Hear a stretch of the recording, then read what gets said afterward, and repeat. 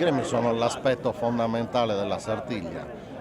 Per i gremi non esiste solo la Sartiglia, l'attività dei gremi è anche tanto altro, però senza i gremi la Sartiglia non ci sarebbe ad Oristano.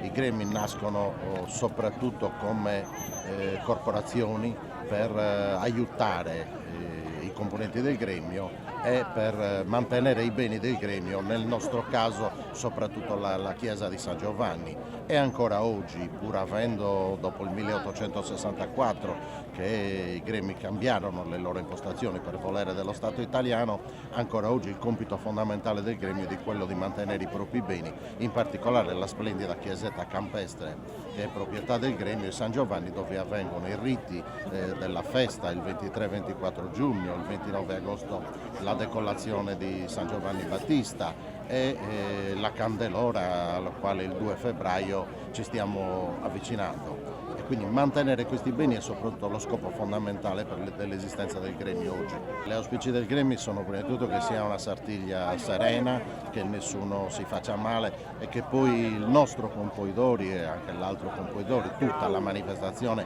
abbia la riuscita migliore per il pubblico, per la città, per quello per cui lavoriamo tutto l'anno.